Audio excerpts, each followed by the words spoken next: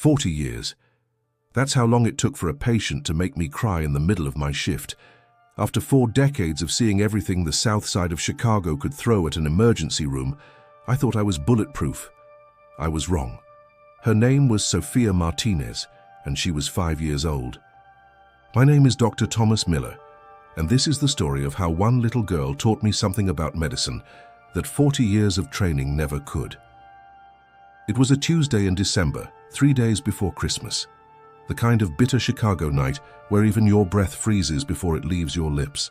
Our ER was unusually quiet, the calm before the holiday storm that would hit us hard over the next week. I was finishing up paperwork from a fender bender when the ambulance radio crackled to life. Chicago General, we have a 5-year-old female, conscious but non-responsive to painful stimuli, possible overdose, ETA 4 minutes. Overdose. 5 years old. Even after 4 decades, those words together still make my stomach turn. The paramedics wheeled her in at 11:23 p.m. Tiny thing, couldn't have weighed more than 40 pounds, soaking wet. Dark hair matted with sweat, wearing a little pink Disney princess nightgown that was 3 sizes too big. But it was her eyes that stopped me cold. Wide open, staring at nothing, pupils dilated to pinpoints. Classic signs of opioid overdose. What do we know? I asked Maria Santos, the lead paramedic who'd been working these streets almost as long as I'd been working this ER. Anonymous 911 call from a neighbor found her alone in the apartment, mom nowhere to be seen, needle on the coffee table, white powder scattered around. Neighbor says the mother's been using for months. I knelt beside the gurney and took Sophia's small hand. Her skin was cold, clammy, pulse weak but steady, respiratory rate dangerously low at 8 breaths per minute. "Hey there, princess," I whispered, though I knew she couldn't hear me. "We're gonna take real good care of you, okay?" That's when it happened. Something I hadn't seen in my 40 years of emergency medicine. Sophia turned her head toward my voice. Not much, just a slight movement, but enough to make eye contact. And in that moment, looking into those dilated pupils, I saw something that shattered every wall I'd built around my heart in 4 decades of trauma medicine. I saw trust, complete, innocent 5-year-old trust. Despite everything that had happened to her, despite being poisoned by the drugs her mother had left lying around, despite being alone and afraid, she looked at me like I was going to fix everything.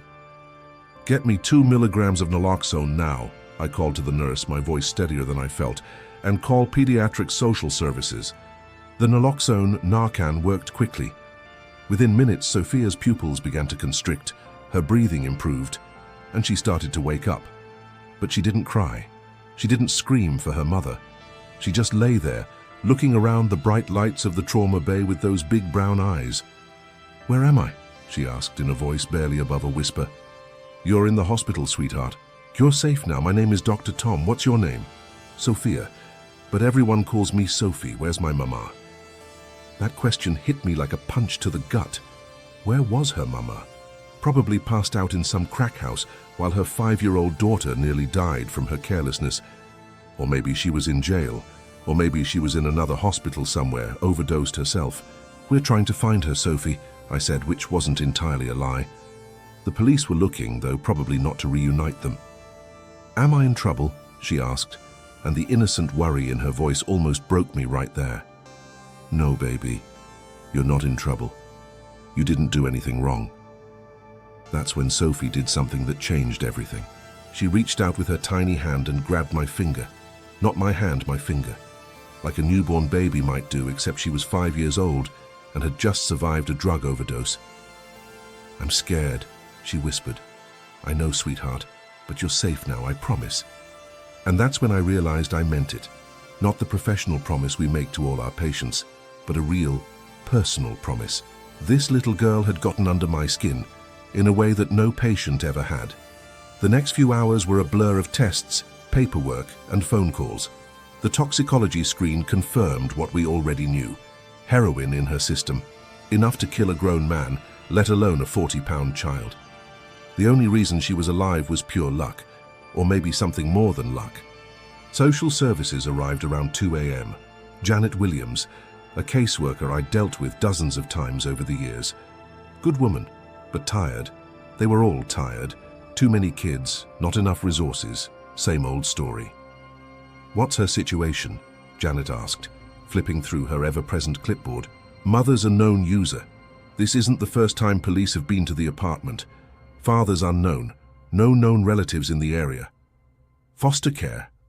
Looks like it." I glanced back at Sophie, who was sitting up in bed now, coloring in a book one of the nurses had brought her.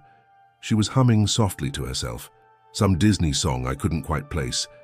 After everything she'd been through, she was humming. "Janet," I said, "make sure she gets a good placement. This kid, she's special." Janet looked at me like I'd grown a second head. After 20 years of working together, she'd never heard me make a personal request about a patient placement. "I'll do what I can, Tom. You know how it is."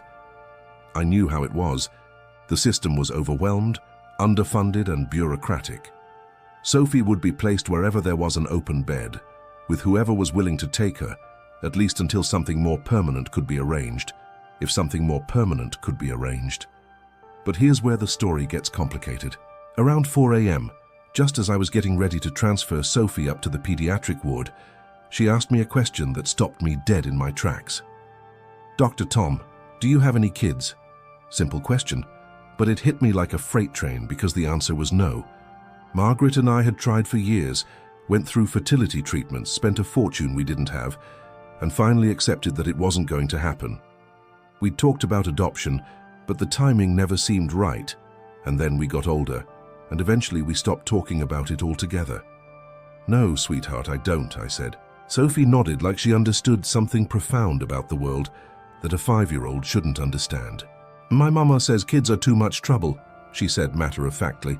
"That's why she sleeps so much, so she doesn't have to deal with me." And that's when it happened. 40 years of professional detachment, 4 decades of emotional walls built to protect myself from exactly this kind of heartbreak.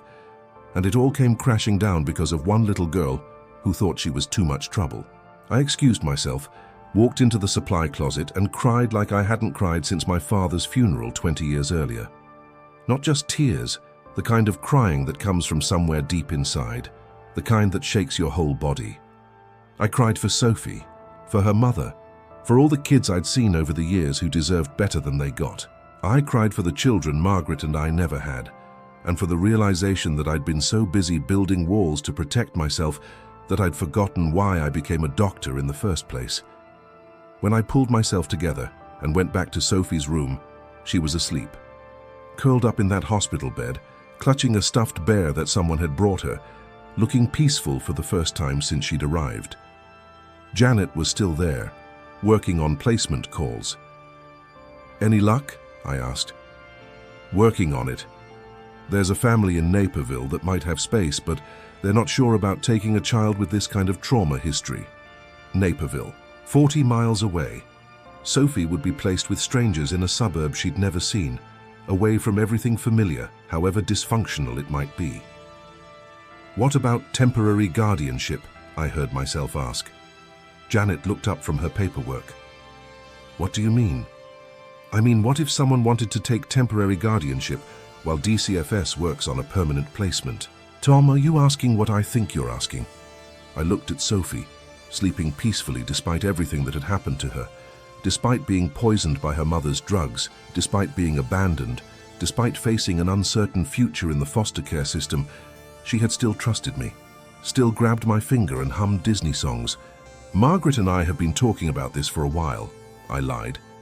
Margaret and I hadn't been talking about anything like this, but as I stood there watching Sophie sleep, I knew we should have been.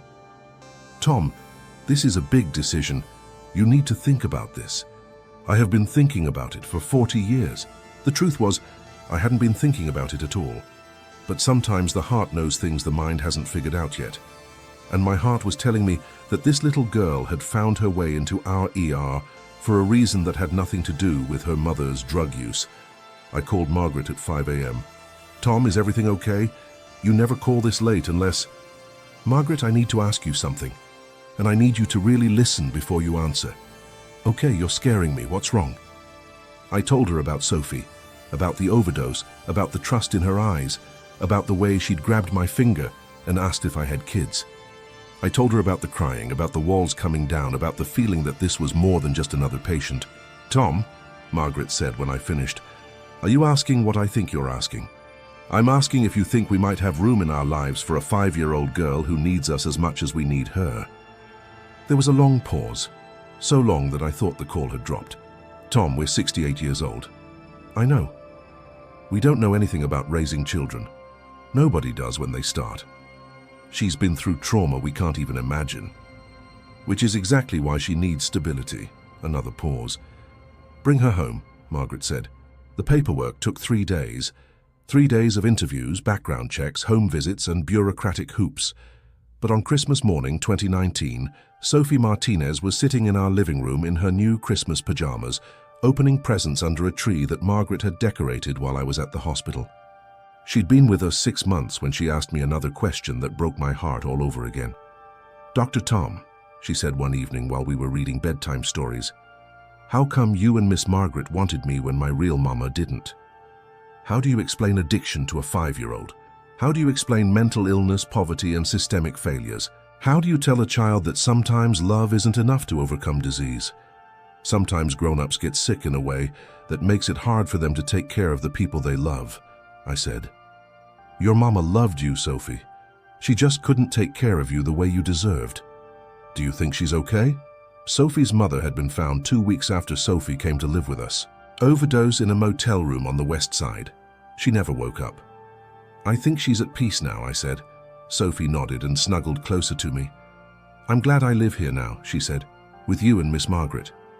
"We're glad too, sweetheart." And we were, more than glad. For the first time in our 35 years of marriage, our house felt complete. Today, Sophie is 7 years old. She calls us Grandpa Tom and Grandma Margaret, which makes people look at us funny sometimes, but we don't care.